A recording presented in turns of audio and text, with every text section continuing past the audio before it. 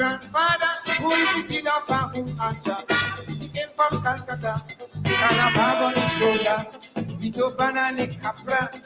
So I am part seed of India. The intention on this level, find together to resist in unity. Acha no see. There was no more mother Africa, no more mother India, just mother Trinity. Jana mommy. My Bahuka planted sugar cane, down in the Jaroni plain. So Ram Logan passed their percussion. Jadi Pai, brotherhood on the board. Jadi Pai, Brotherhood on the board. Jadi Pai.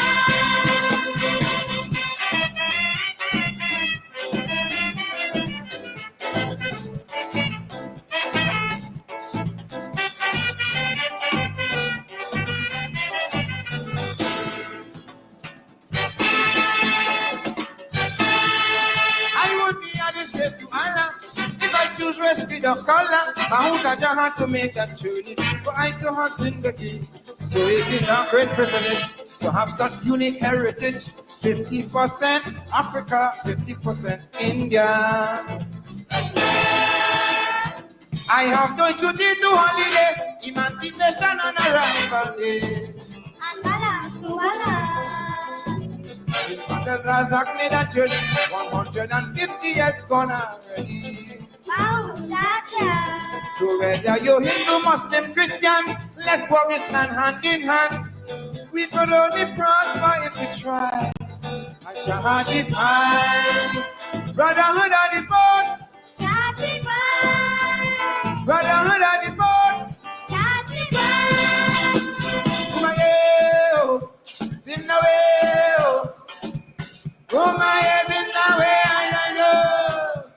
Kumaye.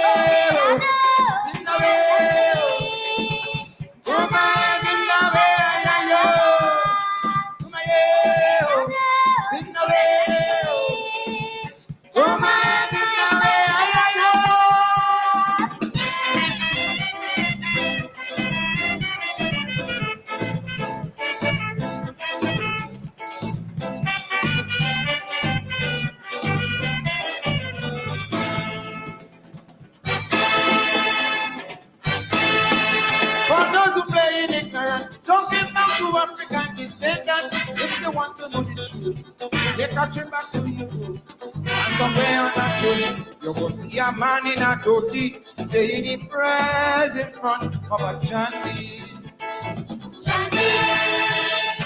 Then and only then you'll understand what is the cosmopolitan nation.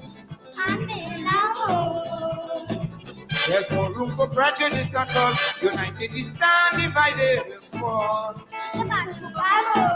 So whether you're Muslim, Hindu, Christian, just know that in this land we could only prosper if we try. Chachi Pai, brotherhood on the board. Chachi Pai, brotherhood on the board. Chachi Pai.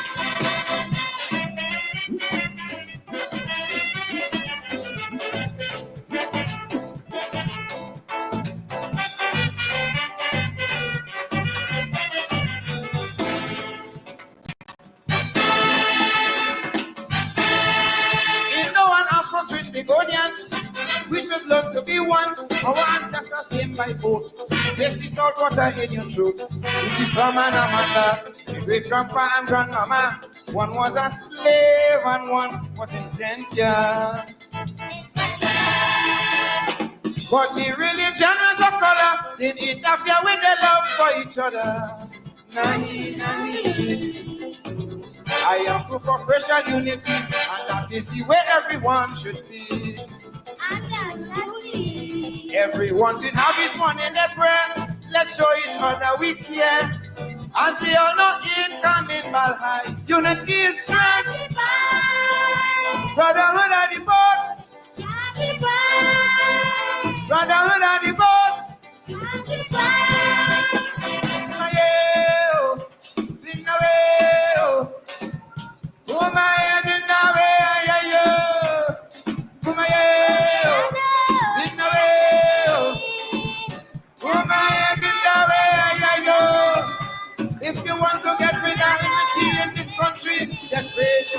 want to Israel and me Trinity. Well, just put my head.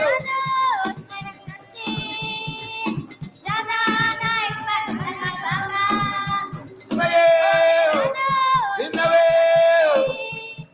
Put my hands in the way.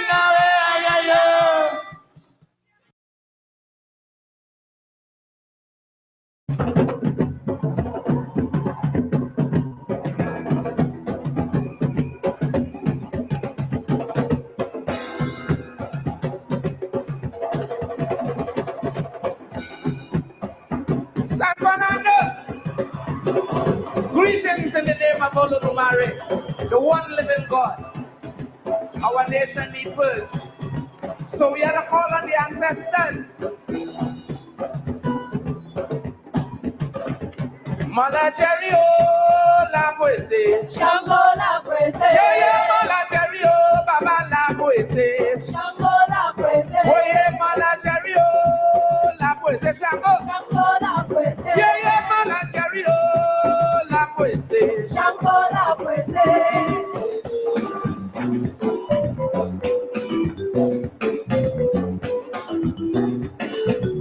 Ding, ding, ding, ding, ding, ding, ding.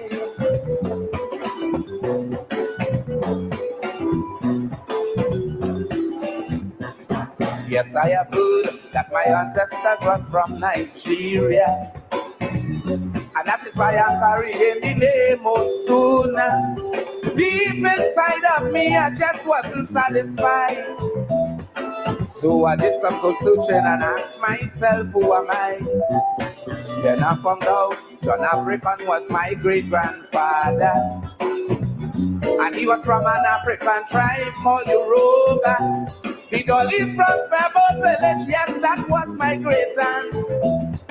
So in the name of Orisha, I greet you all with a chant. Yes, Shango Baba Wa, Shango Lodo, Karele, Shango Baba Wa, Lodo, Kabilesio. Hey, Shango Baba Wa, Shango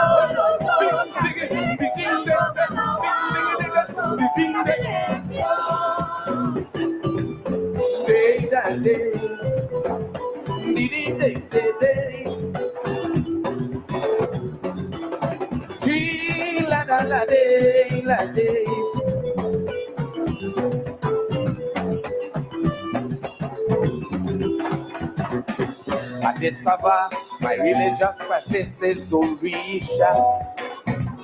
With the help of the Winston grand ancestor, through their spiritual efforts, I have found the truth.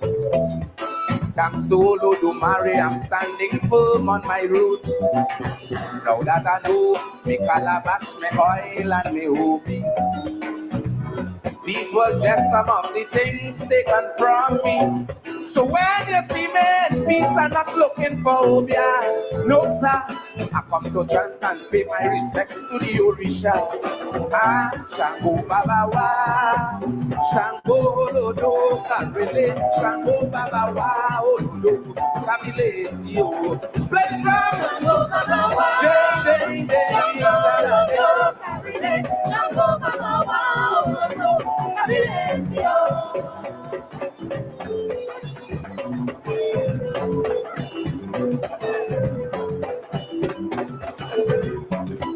Ding, ding, ding, la, la, ding, ding, ding.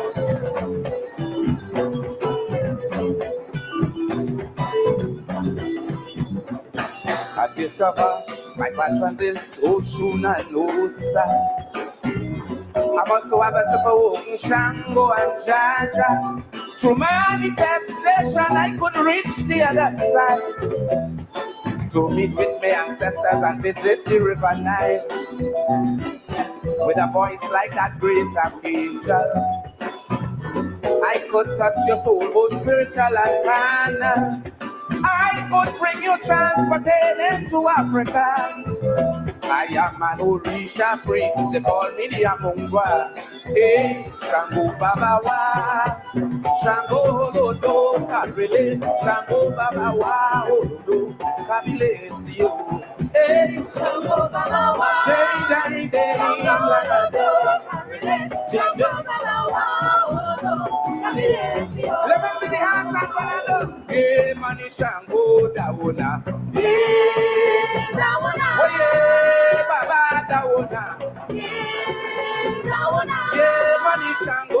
Dawona Baba. Hello, Dawona. Yeah, Bunny Shango, Dawona Baba.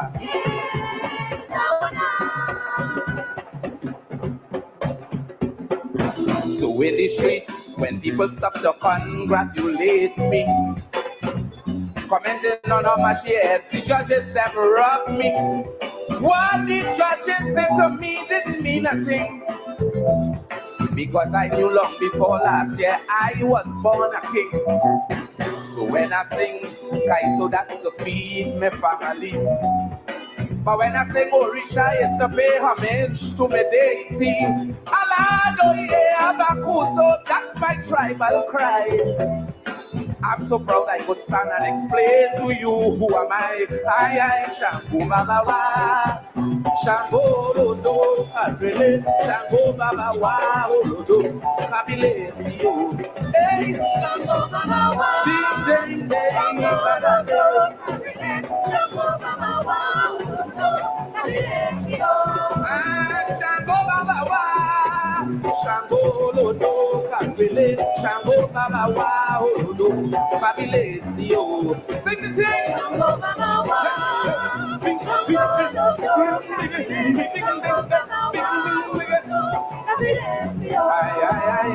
Shango Baba Wa, Shango Lodo, Karele, Shango Baba Wa, Olodo, Kabile.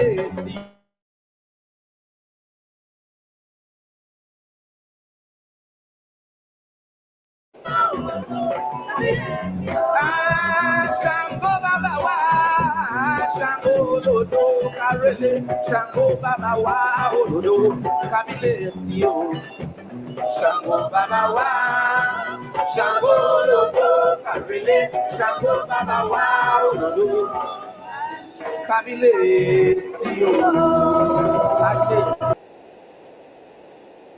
Shango Baba Wa. Sugar Alos, Michael Osuna. Who am I? Who am I? Before that, we heard Brother Marvin Jahaji Bai. Brotherhood of the Boat. I want to dedicate that first calypso, Jahaji Bai, to Pandit Ubraj Narayan, who says not a Bai. Jahaji Bai, Brotherhood of the Boat. When Africans were on the boat, we turned Mati. When Indians on the boat, they become Jahaji Bai. I said, you Bai Narayan, he can't complain to the whole world. Dr. is calling Bai. I love Pandit. I love Pandit. But you know, God, sometimes I wonder, you know, I am sure Pandit know. I'm sure Pandit know about Jahaji Bai. But he want to make trouble. And Jahaji Bai, by Brother Marvin, making the point through the lens of the Indian, Trinidadian, Indian, West Indian, arguing for national unity. But he's arguing for national unity through the eyes of the Indian. Quite an interesting calypso because it's been sung by an African who's making his plea for national unity, not through the eyes of the African, but through the eyes of the Indian. It was quite an uproar when he sang that calypso. It remains one of my favorite calypso because of the nuance in it. Like I said, an African making a plea for unity, not through the eyes of an African, but through the eyes of the Indian, the Jahaji Bai. The Jahaji Bai. And I recommend that calypso for Pandit Narayan, that you should listen it over and over again. There's a difference between boy, when a white man call a black man boy. You know, that's different. This is Bai, B-H-A-I, Jahaji Bai. You know, we grew up in the village, and you know, that's you Hines Bai, you Alexander Bai. It's different from boy. All right. And I think sometimes that's why I'm an advocate of teaching Creolese in school. Because in the process of teaching Creolese, we are going to be able to teach our culture. The Alexander boy is different from boy. Yet Pandit plain, he don't understand that. You know, our Indian sisters and brothers, oh baya, you know, yet he gonna complain to the world. Dr. Hines disparage him. Pandit, I love you. You laid down on the road for black people, and I will continue to love you for that. And I want to report that to the world, because I will never forget that. I will never forget that. You laid down on the road for black people. But sometimes you just overtalk. Every time you hear black people say something, they're talking race, you know? And you know, you need to ease up with that. Jaji Bai. And then later on, Sugar Aloes, an African who was saying, I'm Trinidadian, but my origins in Africa. My name Osuna didn't come from Trinidad. It came from Africa. And you see the Trinidadians there. That's the biggest show. That's the semifinals of the Calypso competition. It's the Fiesta. It's usually held in San Fernando, the biggest crowd. And you see those African and some non-African people there doing the Shango. I rather as a Guyanese, I ain't giving up my Guyanese for nothing. As West Indian, as a Caribbean man, as a West Indian, but as Guyanese, I ain't giving it up. But sometimes when I listen to popular music in Trinidad, the Calypso, I wish we in Guyana do some more of that. I mean, the critique. And so I played those two Calypsos to show two Africans dealing with the issue of race. One through the eyes of the Indian, saying, no more Mother Africa, no more Mother India, is now Trinidad. We are Trinidadian, we are West Indian. And the other African is saying, wait a minute, I's Trinidadian, I's West Indian, but there is Mother Africa. And I know there's Mother Africa when I do me Orisha. I know there's Mother Africa when I take me Gobi, me Calabash. I know that there is Mother Africa when I eat me Kanki. So, Brother Marvin, when you say there's no more Mother Africa, you colorblind, which means you're blind. You know, interesting discourse. And I think if we have some more of that public discourse in Guyana, our people become more literate about race. You know, that we wouldn't be in this nonsense if somebody opened their mouth and say African, them is racist. It's disgusting when you hear Guyanese with that nonsense from top to bottom. And not only Indian people, African people, you hear sometimes with that foolishness. And that is what people like myself and Vincent Alexander, Nigel Hughes, that is what we've been trying to do for the last couple of years. I said, look, you know, African people are legitimately part of this country, and their culture, their feelings are important, and their culture and their presence is unique because of the unique experience that they went through. And for that, we are called racist. We are called racist rather than engage in a public debate.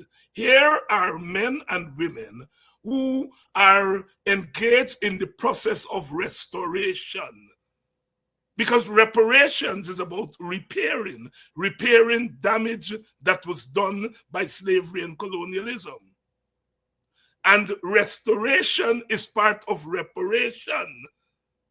The International Decade of the People of African Descent, about recognition of our presence, but people are trying to erase the African presence and saying, come and join we. and forget about your unique culture. Forget about your uniqueness. Forget about recognizing your contributions to our country and our region and to the world by extension. So I still Guyanese, but I wish we in our popular culture can rise to the point where Trinidad is, or where Jamaica is, where popular culture becomes a form not just of entertainment, but popular culture becomes historical memory, teaches us history. Popular culture becomes what? Affirmation of identity. Who am I? I am an African. Affirmation, using popular culture as a form of affirmation of identity. Popular music, popular culture as a form of rebuke, social rebuke, social rebuke. Popular culture as a form of debate. Popular culture as a form of advocacy. Advocating for democracy, advocating for fairness, advocating for justice, advocating for cultural tolerance and cultural unity based on equity. The popular music, the popular culture must play those roles. We only know of the role of entertainment, and that's a very, very important role. But popular music and popular culture has other roles. Popular music as protest and resistance. So I love my Guyana. I ain't giving it up. Yeah. I'm not about to move to Trinidad. But I think the Trinidadians and the Jamaicans have taken the music, the popular music, to another level. And they have their debates in the music. In the music. I mean, Gypsy sing Little Black Boy, in which he engages in black self-critique, critiquing the black youth. And then he's answered by other Calypsonians, right? He's answered by other Calypsonians. Pink Panther answers him. The real Little Black Boy. Where Gypsy's talking about the little black boy who's the tote. The little black boy who up on the street smoking drugs. And then Pink Panther said, but the real little black boy is C.L.R. James. The real black boy is Eric Williams. The real little black boy is Atto Bolden. And they have that debate in the music. But in Guyana, Sugar allows for saying, who am I? He would be called a racist. They would put him in jail for saying that. They will say he's preaching race and division. That's my 2 cents. Good evening to you all, and welcome. Vincent is here, and we have lots to talk about. So let's go and engage. Pandit, if you're listening, I dedicate those 2 calypsos to you, especially J.R.G. Bai. Make your choice. Whether you want to apologize to me for anyhow, we are teachers, and sometimes we have stubborn students. Vincent Alexander, good evening. Good evening, David. Good evening. And some people think that, it's only since Ipada G, Ipada G was formed a couple of years ago that you became an African, or an Africanist, as they say, in the thing. But you have been engaging this issue of race, ethnicity, pluralism, the M.G. Smith formulation of creolization. You have been engaging that issue for a very long time. In fact, I have an article that you wrote in a magazine called Caribbean Dialogue that I keep on my desk because I'm engaging in some writing now. In the last couple of years, I've had to put writing on the back burner, but I think I'm slowly getting back there. So there are lots of work that I have that are unfinished. And so I have that article that you wrote there more than 20 years ago in Caribbean Dialogue. What is it about our country, Guyana, that allows for that kind of jaundiced view of this notion of race, ethnicity, culture, politics, creolization, pluralism, etc.? This has a lot to do with our evolution as a nation. A nation which is built on diversity, and therefore a culture which is in itself diverse, in this sense of the word, culture being the expression of people's way of life, the expression of people's way of life. And coming from diverse backgrounds, certainly our expression, both in form and content, would be diverse, in as much as the extent to which we have been mixing. There will be moments also of expression, form and content that will represent the evolution of a people, a diverse people, and will represent what may be referred to as unity in diversity. And so I think we have to accept the plurality of our existence, given the history of our coming together, but also to recognize that we have ended up in one place, and that the only way that we will be able to grow and develop in this place is if we approach our existence from the standpoint of coexistence, not from the standpoint of getting rid of one, dominating by another, but from the standpoint of coexistence. And incidentally, some of these terms have found themselves into the lexicon of democracy. So, for example, in a true democracy, if there ever is, there's a question of inclusion. How do you ensure that all are involved, all are included? And I think in cultural expressions, Martin Carter spoke about that. All are involved and all are consumed. But even as he spoke about all involved and others consumed, he's very conscious of the fact that he was speaking about and to a plural and diverse society.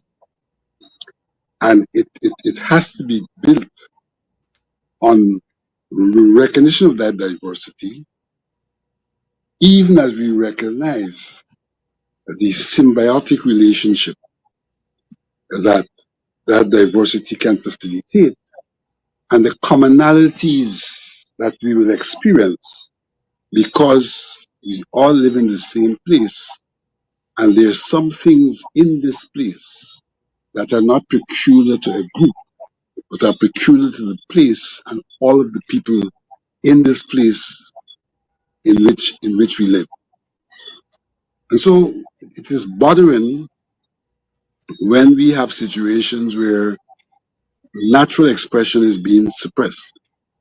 So, for example, we know that calypsos turned out to be one of the natural forms of expression, particularly for the people of African descent. But we've also had calypsonians coming from the Indo-Guyanese community and from the Amerindian Guyanese community. Like they say, from all the communities. When we get to a situation where it is suppressed, then it is in fact a suppression of a people and their right of expression and even their existence because it's a part of their existence. And so we're in a very sad place today where when we have our Calypso Jamboree in February, that no longer are people free to express things as they see them and as they feel them and as they live them. They are subjected to censorship. A minister says, this is what you can sing, and this is what you cannot sing. And it's happening both at the level of the school competition, where the children are saying, these are the themes you must use, and then their songs are subsequently censored. And in the adult and junior calypso competition, you have to submit your script for approval. And so we see an element here of a dictatorship and imposition and an attempt to obliterate the people's form of expression, both in its form and its content. Because if you don't allow them to use that form to express themselves, which is their content, then the form is of no meaning. The two go hand in hand. And so I think we have to have the recognition of who we are and culturally our diversity, culturally the unity that can evolve from that diversity because of us being in one place and having to interact for survival, and to ensure that there is no suppression or oppression of that natural form of existence and natural form of expression. So I David, grew up in that era of Black Power, and so that would have brought some level of curiosity and consciousness to me. I had the great honor and privilege of spending some of my formative years, my last adolescent years, in Africa. And what that has done for me is to help me to understand that I am essentially an African Guyanese, with Africa being the adjective, Africa being the adjective, Guyanese being the noun, so that my noun person is qualified by my adjective, African, is qualified by that, because that is where the heritage is. The extent to which people of African descent are here is the extent to which something was transplanted. This thing was not aborted here.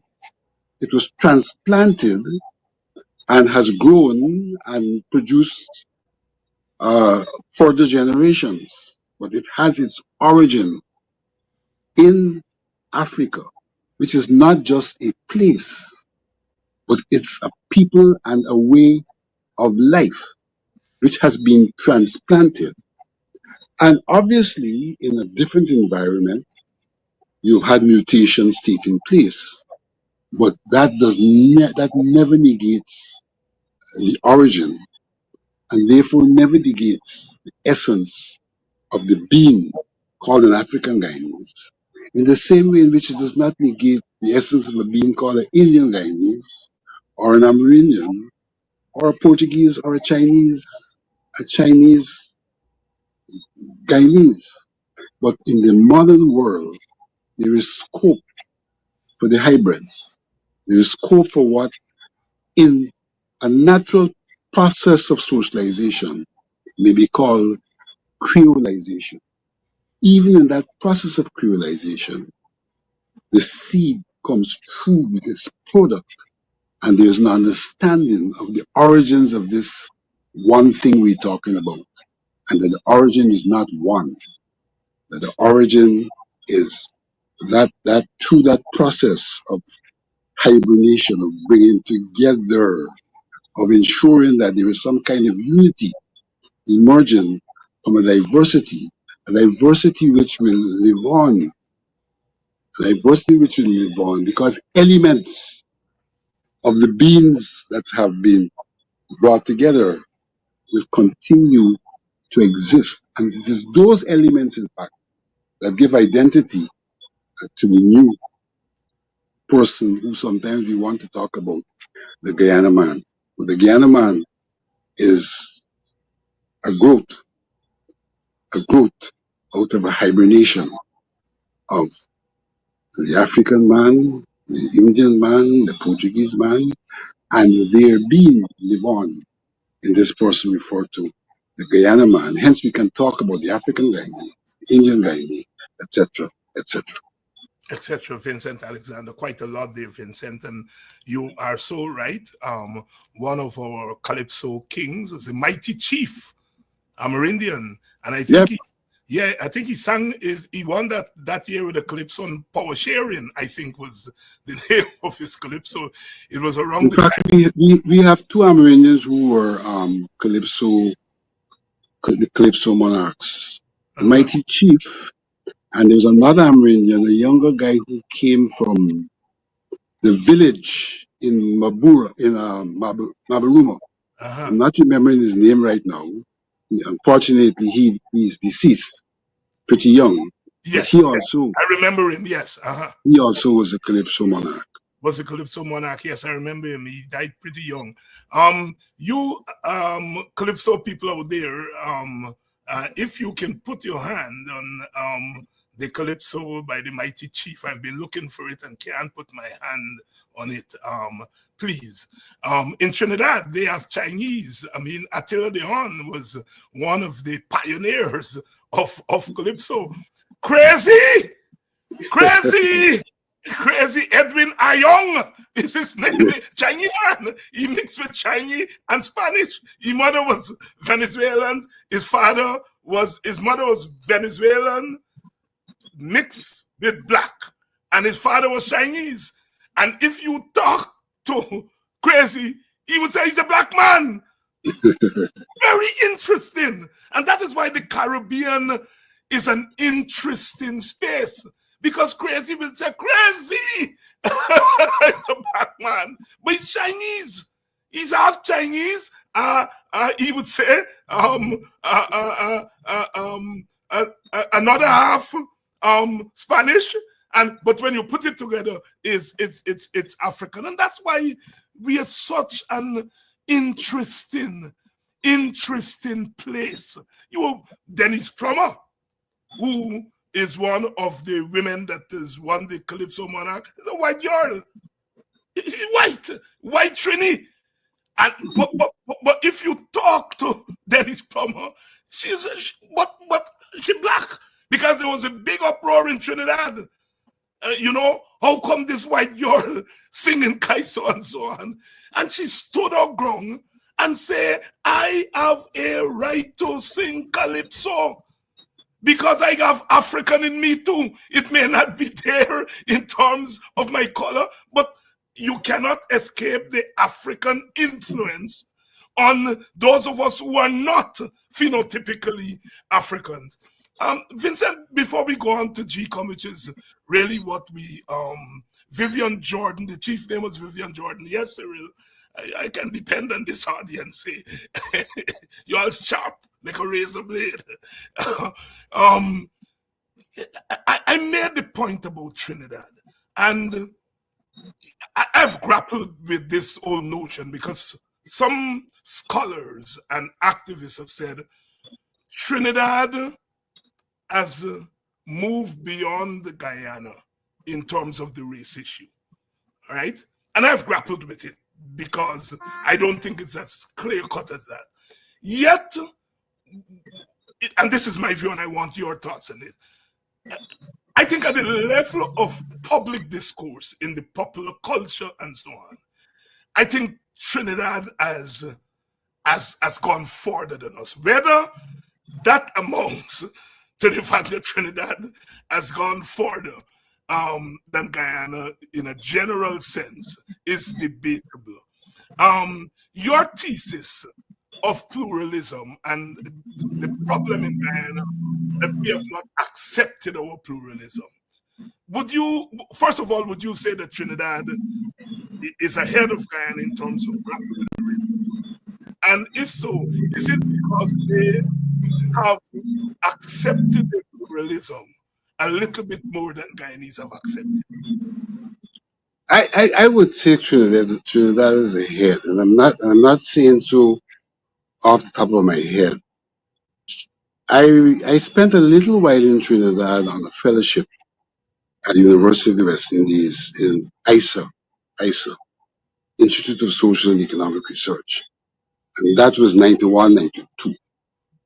I had the opportunity in 91, 92 as an ordinary person to witness the elections campaign in Trinidad. I was first of all shocked when Pandey went to Hilo in St. Augustine and said to the people unabashedly, "It's we turn now. Hmm. It's we turn now." And Hilo and Pandey was being ethnic. We turn now meant it was the Indo Trinidadians time. I really was shocked that you can have that level of openness. In retrospect, that openness is in recognition of a state of things which we try to deny in Guyana. So whilst I don't embrace what Pandey said or did, I see it as a recognition and not running away from the fact of the diversity of the society and the diversity of the political poles in Trinidad and Tobago. But having said that,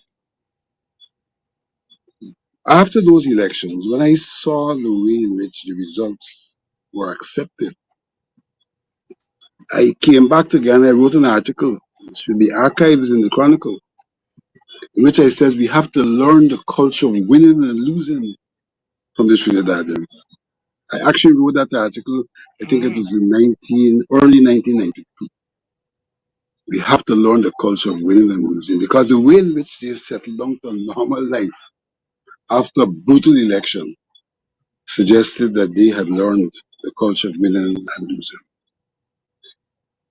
I think the difference between Trinidad and Guyana is that their politics has not been as poisonous as our politics has been. And so whilst they have experienced the diversity and the natural division, they have not had that injection of poison that causes the division to be more consciously pursued, to be more consciously pursued. Also, the manner in which they have settled in Trinidad, I don't think they are as on they have enclaves in the same magnitude as we have enclaves. And you know, our situation of enclaves has a lot to do with the way in which enslavement came to an end. People occupied villages, indentures were bought and settled. And so we have harder enclaves than they have. And therefore, the process of hibernation, so to speak, of creating the hybrid has not been affected in the manner in which ours has been affected with poison politics and physical, spatial separation. And in addition to that, because of that poisoning not having taken place, there has been greater acceptance across the divide and greater respect and acceptance across the divide. And that is why Calypso and Carnival and Parang are what they are in Trinidad. They're things that may have had their origin in one ethnic group, but certainly the process, these are Creole institutions, so to speak. Creole institutions that represent the marriage of the various ethnic groups. So I think that Trinidad and Tobago is ahead of us. I know that they still have some division, and a lot of the division in Trinidad is seen not only from a ethnic perspective, but an ethno-religious perspective, from an ethno-religious perspective. And I dare say that one of the problems they are faced with is like in Guyana, there are some people who have set out to push back against the natural process of creolization. And I would suggest that the Hindu fundamentalists in Trinidad, like some in Guyana, have consciously pushed back against the natural process of creolization. And that is where the division persists in Trinidad. And that is where the division is fueled in Guyana. In Guyana, Vincent Alexander. You know, Vincent, I was talking to a young Guyanese school teacher a couple of days ago, and I was pointing out to that person that because we were talking about race, and she wanted to get a sense of why people like yourself and myself are called racist. And I pointed out to her that perhaps the person who has the label racist most, EUC Guyana, is the person that advocated for sharing of power sharing in 1961. And when you fast forward 40 years later, we're a group of us, you, myself, Eric Phillips, Aubrey Norton, who they today call Africanists and racists. We were the ones who were out there pushing for power sharing. So it's these so-called African racists who are at the forefront of sharing and coming together and living together. And she said, but why this is not acknowledged in the public space? Because I'm hearing it from you. I believe you, right? But it's not something that I hear, I see in the media, I see on the internet. Talk to me a little bit about that. No, I think that has a lot to do with the poisoning on one hand, and I would also suggest it has a lot to do with class. It has a lot to do with class, and that the manifestation of the class element, I think, came at the beginning of the 20th century, where the bourgeois or the capitalist Indians sought to create what they call an Indian colony by bringing more indentured Indians to Guyana, who they would be exploiting. That should be noted. Who would they be exploiting? But in their process of seeking to bring an exploit, they could not foster a unity in the working class. So they had to, in some regards, do things to perpetuate the division which the British did in British interests was now being done in class interests. And so their position was we will bring more Indo-Guyanese, and they were coming essentially to be involved in agriculture. They were going to be the entrepreneurs, the exploiter class, so to speak, exploiting their fellow Indians in the first instance. But what they were going to do is, after a period of exploitation, they would allow those Indians to into the society to be involved in whatever they wanted to be involved in, as they brought more Indians. So there were two processes. They were seeking to create the colony by overwhelming the country with an Indian population.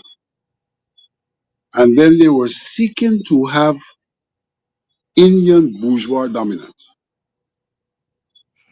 by being the ones who were in business, exploiting the fellow Indians and exploiting all others, but not allowing class solidarity among the working people, using ethnicity as the basis. So they sought to have some kind of ethnic solidarity, even as they had class divisions. But they used the ethnic solidarity to ensure their class dominance. And in this instance, the class dominance was not just a class, but it was the Indian bourgeois class. And so we are having some of that today as well. That is Yes. what we are confronted with today as well, Uh-huh. where there's a large, predominantly an Indian bourgeois class pursuing capitalist and exploitative uh, agenda, but entrenching themselves in the context of ethnic solidarity, so that you don't have the kind of uprising intra ethnic uprising, and at the same time you don't have inter-ethnic working class solidarity, and that's what we are confronted with. And I would go further to argue that over time the People's Progressive Party has graduated from being a party that was essentially grounded in Marxism, unfortunately dogmatic Marxism, and therefore not necessarily addressing the Ghana situation as it should be addressed. It has morphed into a party that is now a pro-business party. However, in that process, it has retained the political elements of quote-unquote communism. So it has retained those elements, and they use those elements for control and dominance. But it is control and dominance by essentially a pro-business class. So Okay. it's a very complex configuration of our society, Very which some people seem not to understand. And you must accept that wherever you have class, notwithstanding the dominance of the Indo-Guyanese capitalist class, there will emerge people from other ethnic groups of that class as well. And therefore, you may have sometimes a facade of ethnic solidarity, which is in fact really class solidarity. This is class solidarity, race and class, which we must grapple with. Vincent Alexander here in that group of power sharing advocates in the early 2000s, Takuma Ogunse and McAllister, James McAllister was also part of that group. Vincent, I want to get your thoughts on an issue that has animated me, and I'm trying to make sense of it, sometimes here publicly on this show, but sometimes privately trying to reflect on it.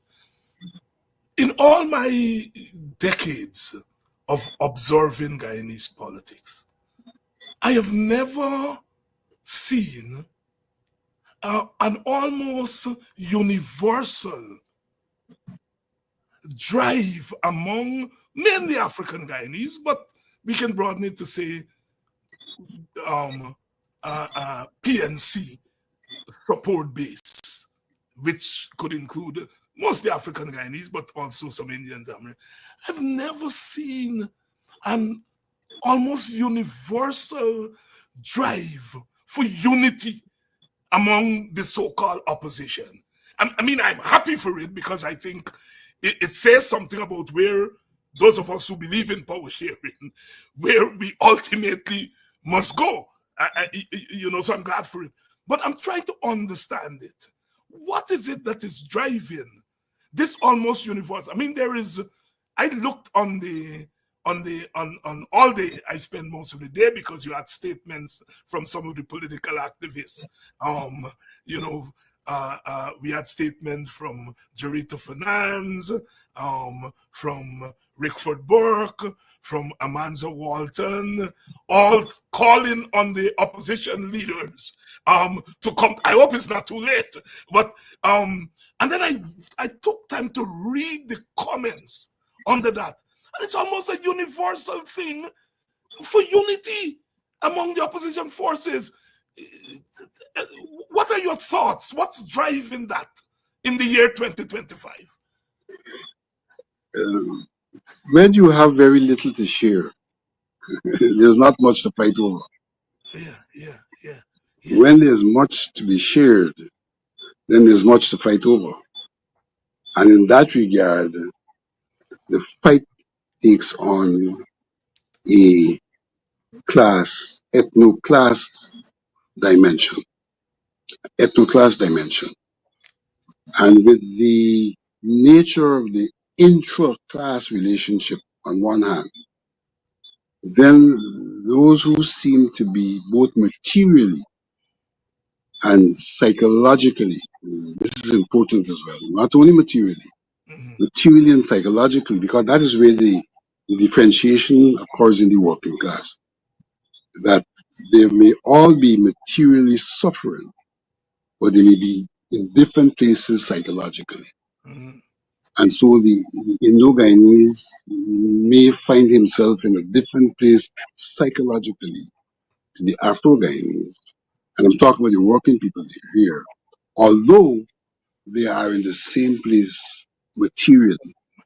And fortunately or unfortunately, human beings are not driven by objectivism. Human beings tend to be more driven by subjectivism. And subjectivism is manifest in the psyche of the people. And so, in the context of what real Guyana is at today, it's almost a natural force because of where they are at materially and where they are at psychologically has brought them together and created a consciousness and a recognition that if they don't work collectively, then even though they may have disparate interests, if they don't work collectively, the disparate interests are threatened. And so really, it has a lot to do with the environment in which we are living and the elements of that environment that have impacted the people, and out of that impact, driven them into certain formations. I would lay that out as my contention in this regard. I think I have to apologize for this reason, that I was recently schooled, as I said, I should try not to be professorial in my presentations. No, I'm not attempting to be professorial. I have emerged this way in terms of my articulation. But I apologize because I recognize that sometimes it may not lend to the effectiveness of the communication as we attempt to speak to the people at large. And so, in other words, we need to recognize that we are a society that's divided ethnically based on our history. We need to recognize that on each side of that divide, there is solidarity because of the nature of human existence. And however, in all of that, there's something called some people who have control over the levers of material existence in our society and political power. And those people are not all of any one ethnic group. It's a class that resides in that ethnic group. And therefore, they use their being to exploit all, but to suppress the rebellion of some on the contention that they are all of one ethnicity and there should be ethnic solidarity. ethnic solidarity. And the mighty VJ, Vivian Jordan. Yes. Uh, you're at home here, Vincent. You know quite well we have diverse shows on social media, Guyanese, and I think our people go to different shows for different things. I mean, the very name of this show, Politics 101. I mean, people say they're in class, right? And so they're much more tolerant of professorial presentations on a program like this. This program and Paul Slow program usually are classes. Not that the other programs are not, but I think people expect a certain kind of articulation here. So I don't think the problem exists here. Good evening to you, Gladys. I have heard from you, seen you for a long time, but I'm sure you're always here. Vincent, let's pivot to GCOM because a lot has been happening over there in recent days. And there's a lot for you to bring us up to date with. Today, just before I came onto this program, I saw the news story where GCOM now has a new form for presidential candidates. I hope a new nomination form. A new nomination form.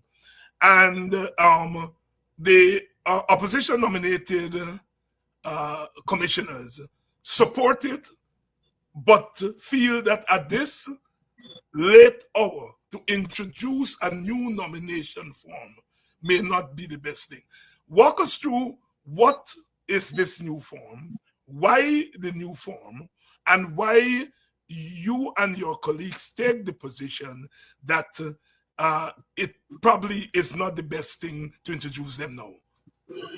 All right. Integral part, critical part of our election process is to submit your list of candidates.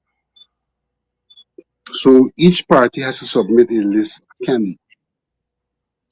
But you can't just simply put down people's name as your list of candidates. You have to get supporters to say we support this list.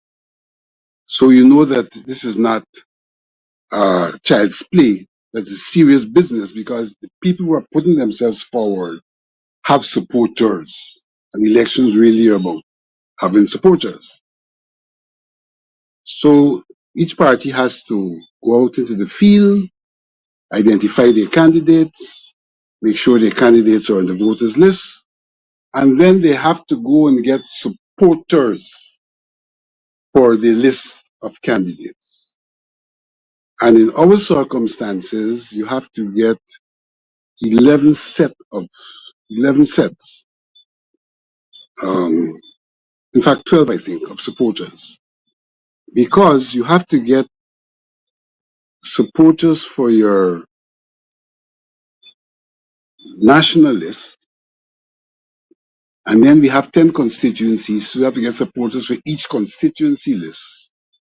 And then we have the regions as well, and you have to get supporters because all of these are different candidates being nominated.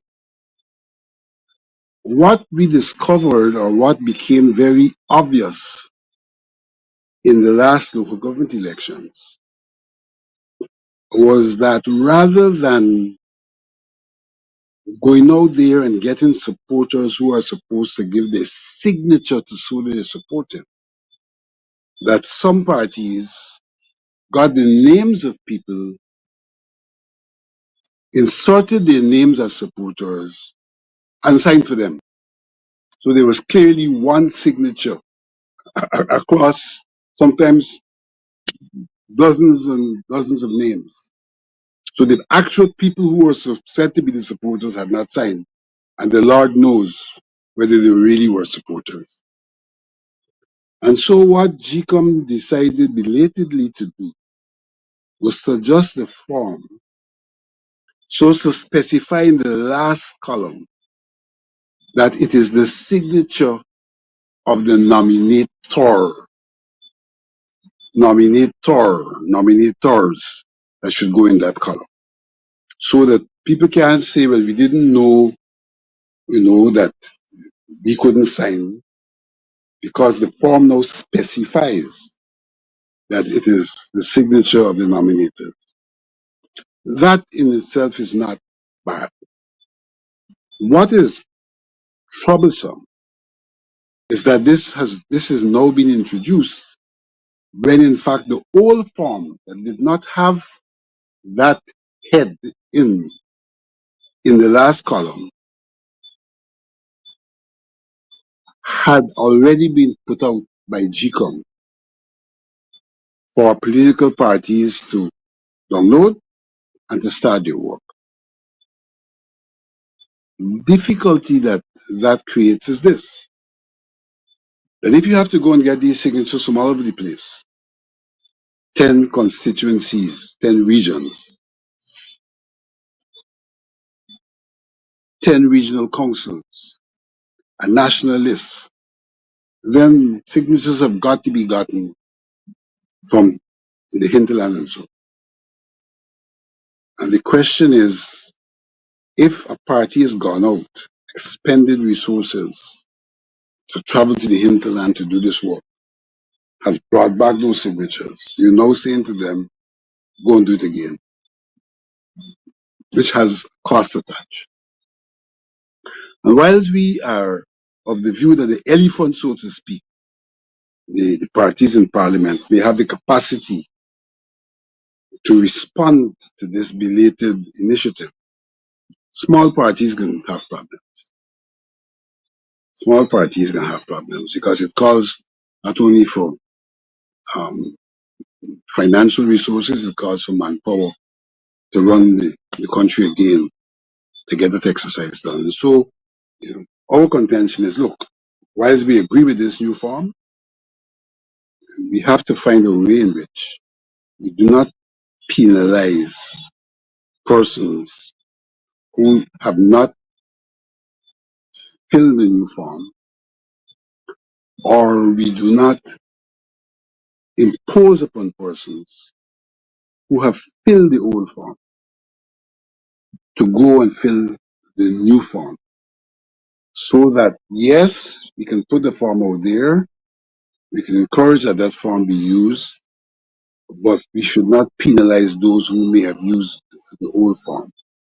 And into the future, we'll perfect that arrangement, but we cannot be unresponsive to the reality of people having to expend time and resources to fill those forms, and that some may have already done so at significant cost and may not be in a position to repeat the process.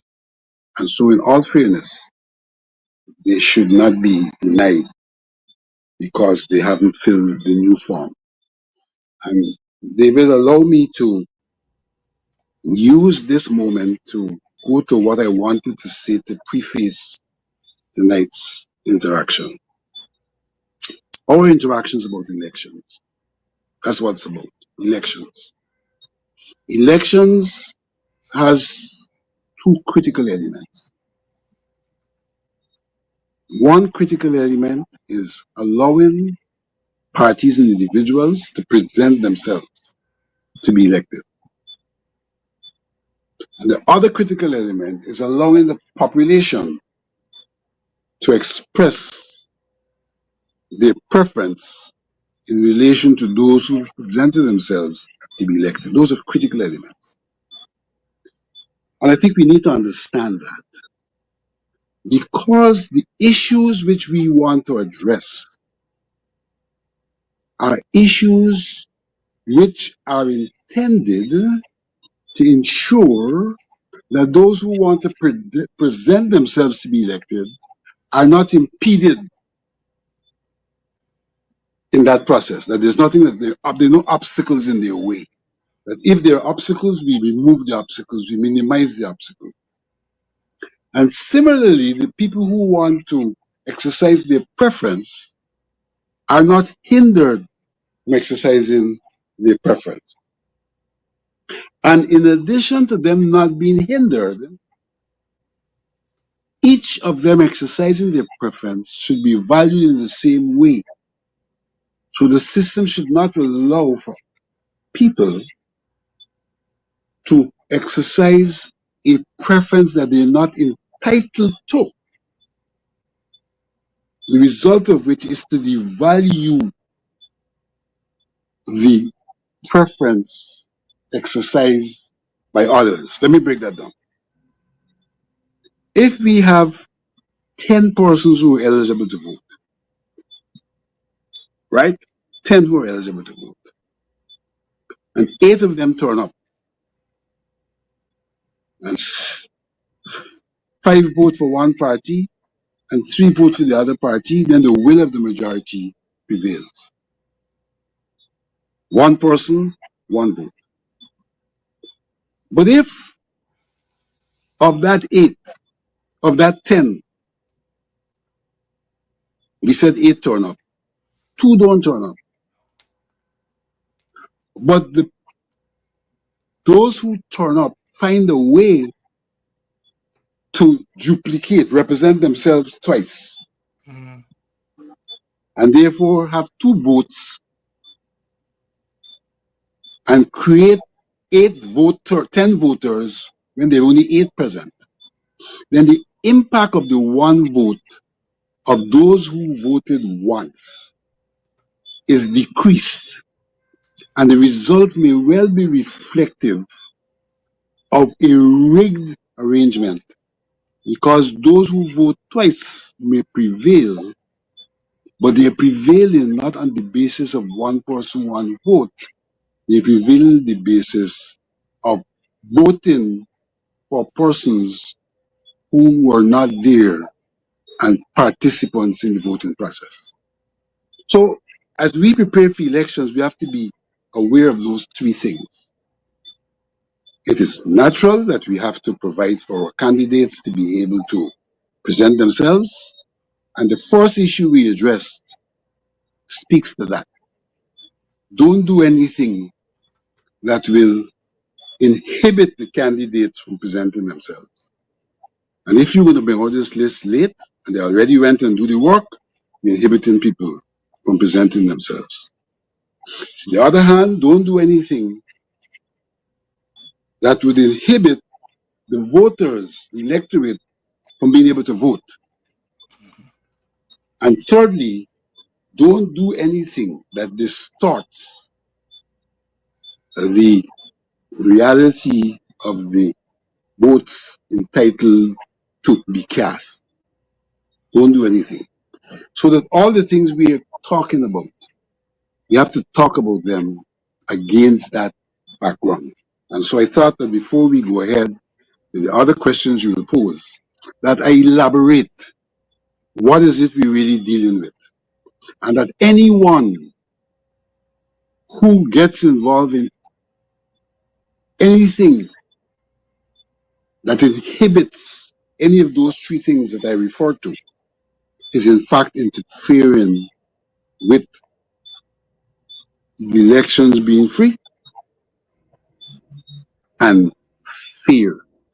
And so for me, whenever I talk about GCOM's preparedness, I'm not talking about if GCOM simply publish a list, distribute a form, set up a polling station. No, no, no, no, no.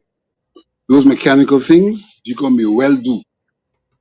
But I'm talking about GCOM ensuring in all of that, that there's no impediment to the candidates presenting themselves, there's no impediment to the voters being able to vote, and there is no distortion of the votes by fraudulent votes, and therefore distortion of the results of the elections. And if the results of the elections are distorted, then the elections in fact are ineffective because they don't achieve the result that they were intended to achieve. That is a result reflecting the will of the people, one man, one vote. One man, one vote, Vincent Alexander. Vincent, the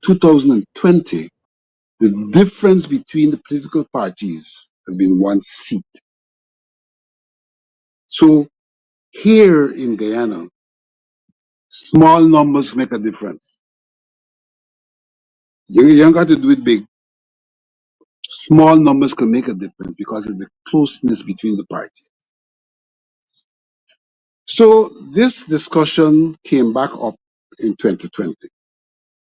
And our contention is, in the context of a constitution which says that everyone should be given the opportunity to cast his or her vote, given the importance and critical nature of numbers, and given the fact that parties may not be able to get workers from every single division, and we are talking about getting workers for about 3,000 polling stations, they may have to deploy people from one division to another, that those people should be given certificates of employment so that their right to vote is not impeded. And on the other hand, they do not have to abandon their posts to go somewhere else and to leave a loophole in the system for untoward things to occur. So you got one or two things could happen. Either they can't get the vote because they stay put, or they could leave and then there's a loophole and mischief could occur. And so we are saying, give them these documents. Now, of course, the law, in its literary interpretation, does not provide for it. And therefore, our position has been, for some time now, ask the legislature to simply change the law and say these people are included in those who are entitled to certificates of employment. There are two problems. GCOM, with its 4-3 arrangement, has done everything not to ask the legislature to make any changes. That's the first point I want to make. GCOM's pushing back and saying it's not their responsibility to ask the legislator, that the legislator has its own role and GCOM has its own role. My contention is, if GCOM sees that there is something, a deficiency in its system that can be corrected by the law, then GCOM has the responsibility to say to the lawmakers, here is this efficiency, give us the tools to do a proper job. Now, there are people pushing back on that. That is not GCOM business to have these, to initiate these changes. Secondly, the AG has stepped in with the argument that the amendment to RUPA, which provides for alternate polling agents, resolves the problem. And that is that a party can now appoint 2 polling agents to each of its posts, a substantive and an alternate. And what he is saying is that he has provided for a situation where the substantive could get up, go somewhere else and vote, and the alternate will step in that period of time. That is true.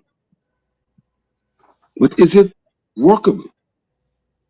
If my party can't find somebody in Bonasico, down in the river, a creek off the Essequibo River, who come from Bonasico, and I have to get someone else to send in there to make sure that there's no cheating, you're posing me 2 problems right away. You're telling me not only to get 1, but to get 2. But to get 2. But not only are you saying to me that I should get 2, but when you consider the logistics of where I may be sending the person from, even in the circumstance of 2, how are they maneuvering so that both of them could be in the right place at the right time to cast a vote? The solution really is to give a certificate of employment. The law has not resolved the problem. The law he talking about has not resolved the problem. Because if I send my man down in Bonasica and I identify an alternate, obviously it can't be an alternate from Bonasica because they have somebody in Bonasica. So it got to be alternate from somewhere else. So you're creating this issue now of the person also having to travel, who want to travel out, who want to travel back in. It's a logistical nightmare and virtually not a feasible solution. And so we are contending that these people should really get certificates of employment.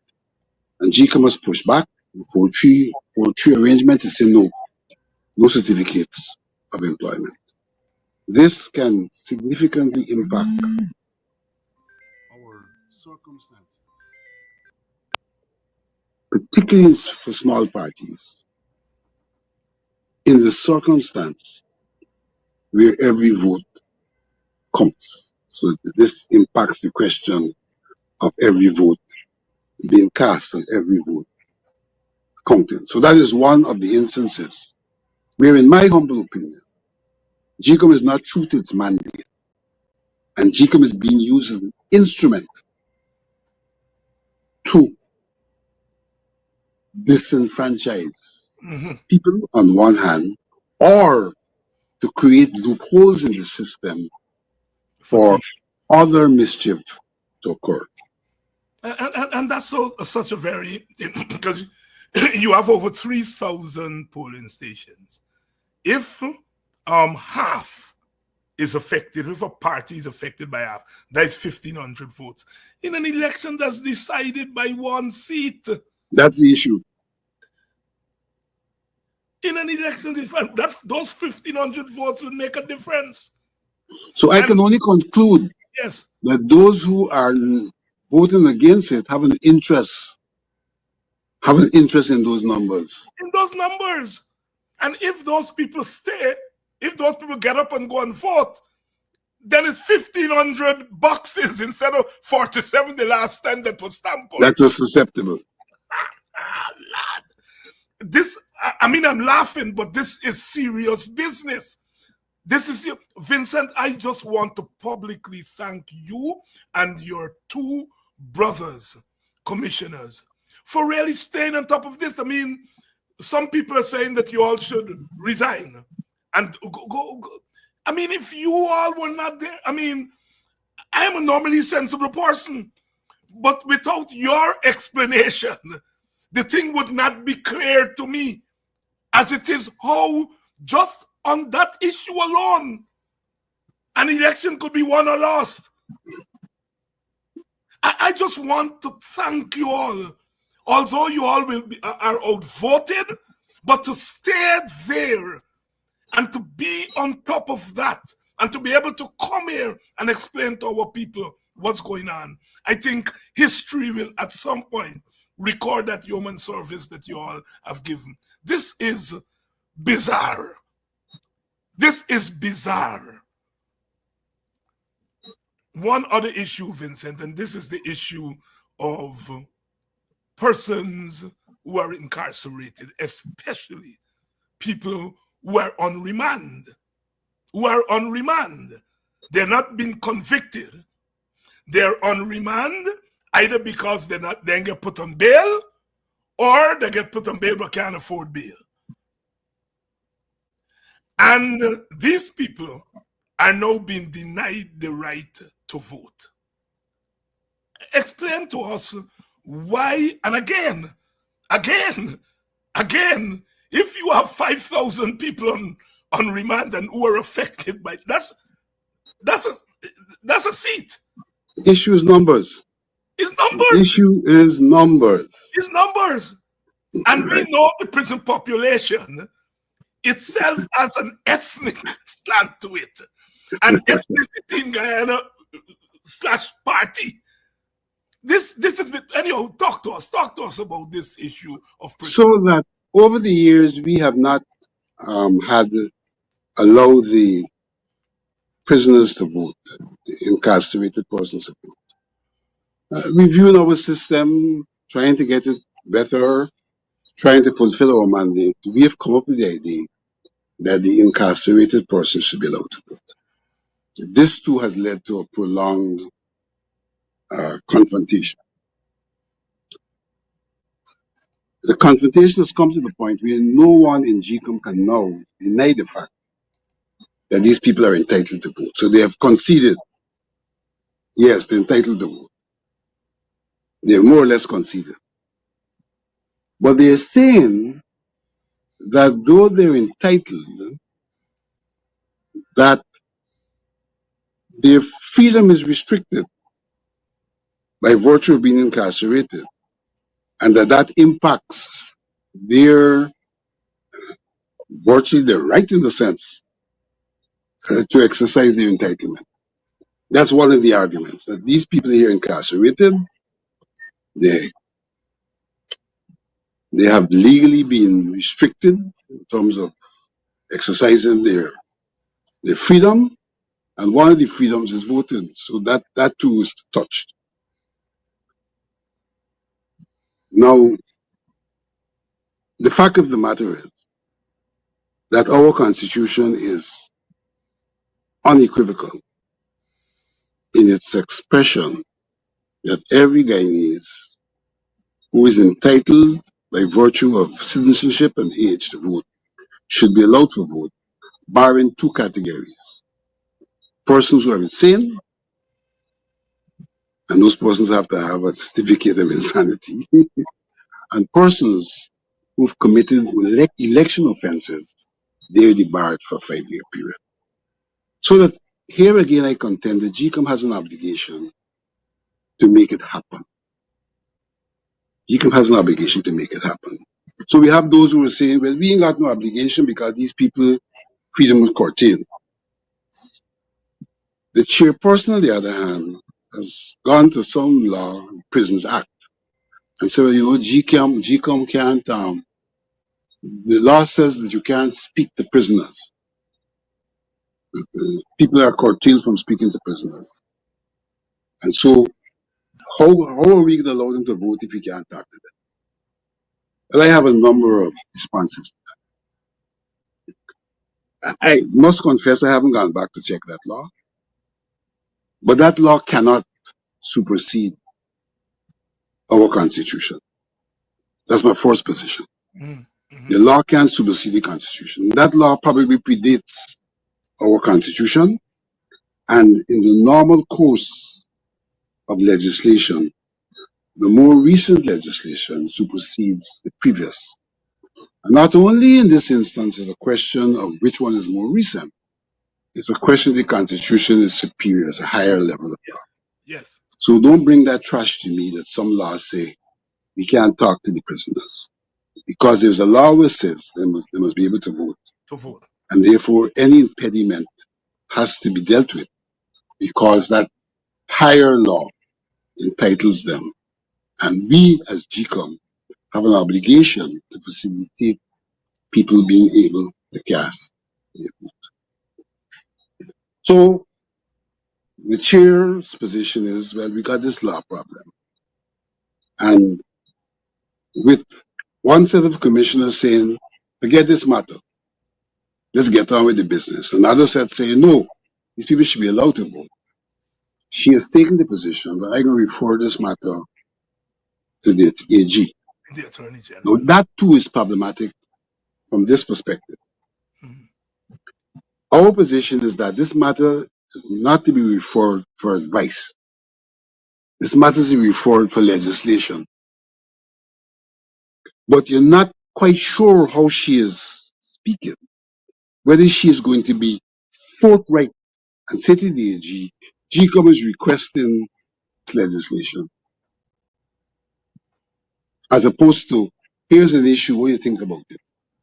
You get the impression that that's the approach that she's likely to use in the context of a commissioner saying that we got to have a unanimous decision if we were to go to the AG. Got to get a unanimous decision. Suddenly, decisions got to be unanimous. When in this instance, 3 commissioners saying that people should be able to vote, The chairperson saying, all right, let's see if we can do it this way. And they're saying no. So in a sense, you have a decision that's a minimal decision for going to the AG to find out something. And them say, no, no, no, no, it got to be unanimous. If it ain't unanimous, no action should be taken.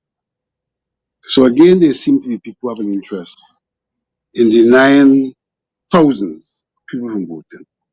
And the point you made is also critical.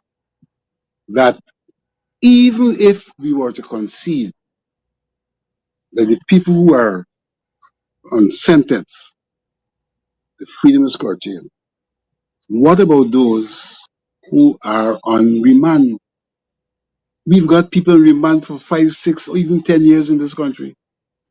We've got people on remand. And I would even go to disaggregate those who are imprisoned and the freedom curtailed.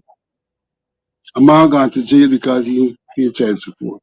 And you're saying to the man who imprisoning him for that child support that another important thing that he should do, as is to cast his vote, because he get locked up for not doing one of the things he's supposed to do, pay child support, then he can't do the other one, which he should also be doing as a citizen of this country.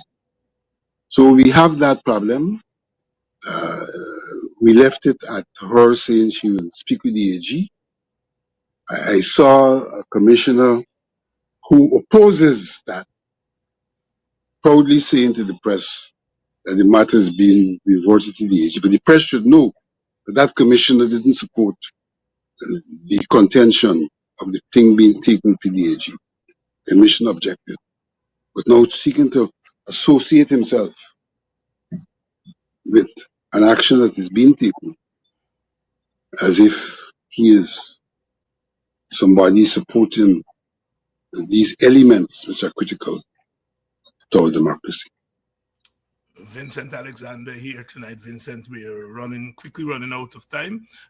If there is anything that I didn't get to ask you, and I suspect there may be one or two things, you can use the next couple of minutes. There's one, let me mention one other critical one. Yes.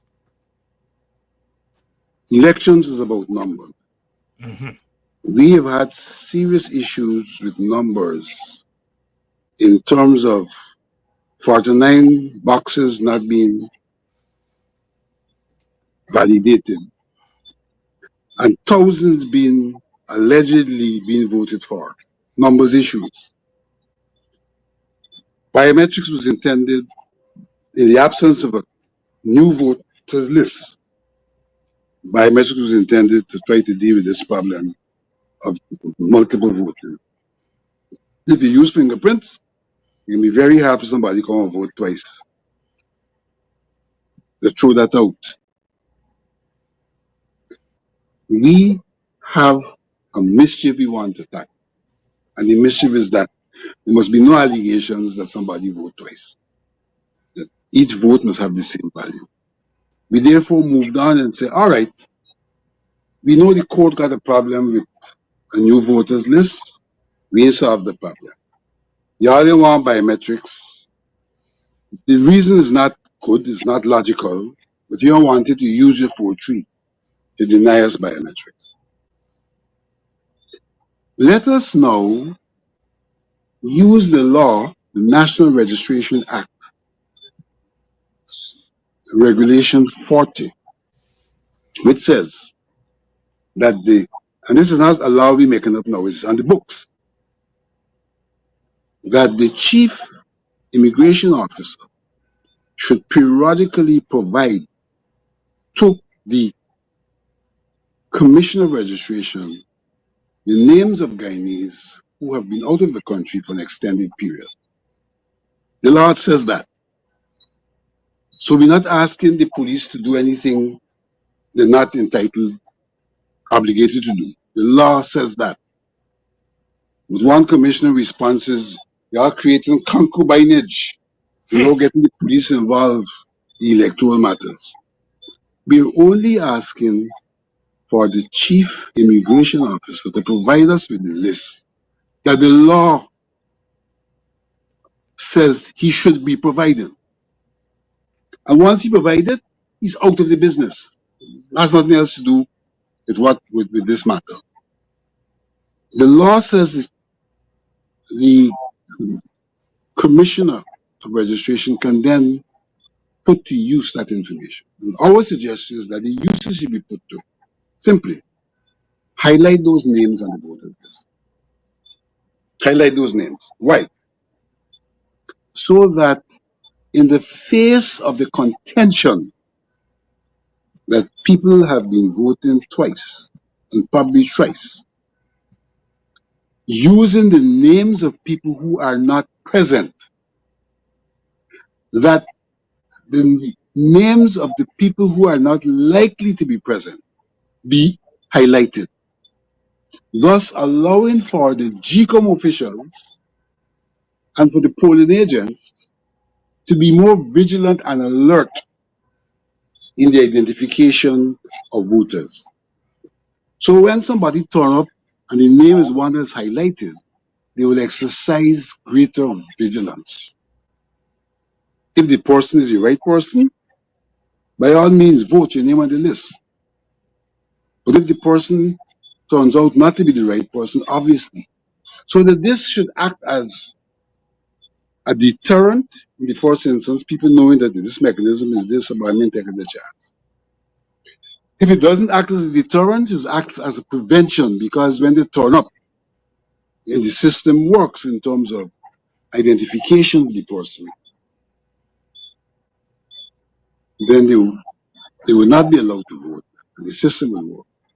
And so we would be able to deal with the mischief that has been evident, a mischief which has occurred of multiple voting, a mischief which all the parties have recognized.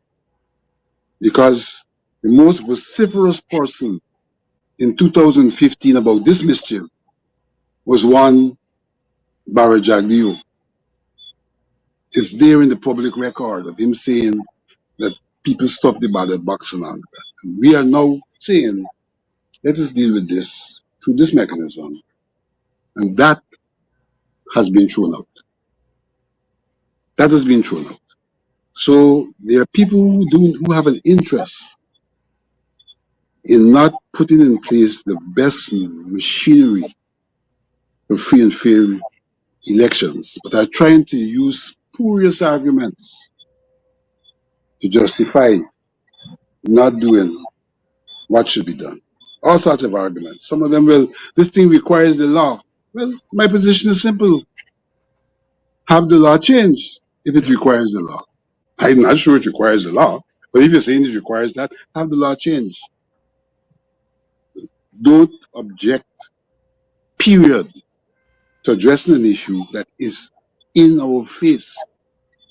In our face. So we have that problem that also remains unresolved. And so my contention is that we might have elections, but that what GCOM has neglected to do has created a situation where there is no guarantee that those elections will be free and will be fair. Because the flaws in the system can allow multiple voting. The flaws in the system can allow deny some people to vote. And all of those things impact the numbers.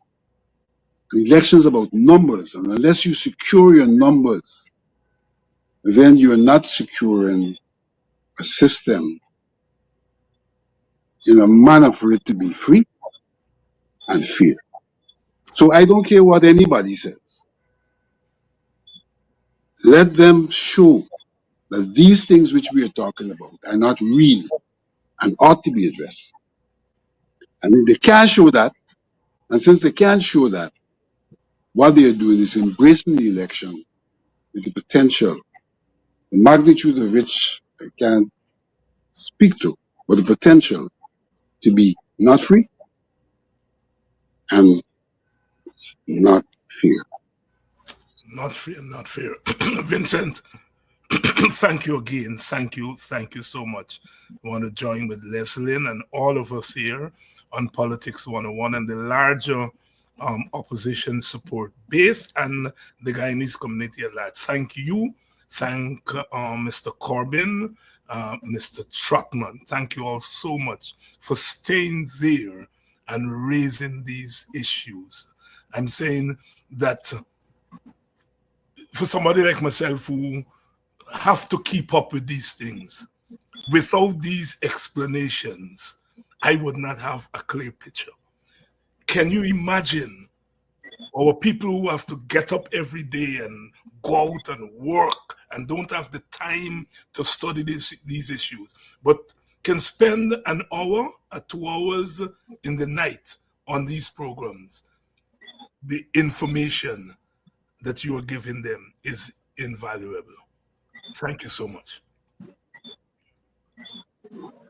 May I say that the situation has gotten so bad that we are literally cursed and abused in GCOM for advancing these matters. Literally cursed, literally abused. Who is old, who should go home, who is a rigger,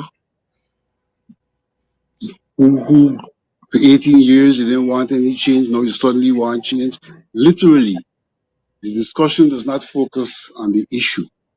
The discussion seeks to abuse the messenger.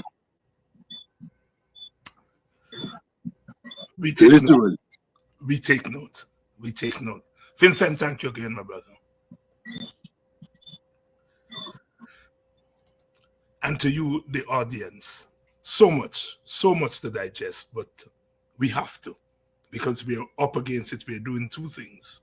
We're trying to win an election, but we're also trying to win the conditions for free and fair elections. Quite a task, but we've been down this road before, and we have to stay put. Yes, 2.5 months is not a long time, but sometimes in politics, 2.5 months could be 2.5 years. I'll see you all tomorrow night when we will continue to bring these issues to the fore and to discuss, to educate, to mobilize, and to be ready to do everything within the law and within reason to ensure that we win the right to free and fair elections and ultimately the right to change government, especially this government that has done so much to turn our country backwards rather than forwards. I see you all tomorrow night. Same time, same channel.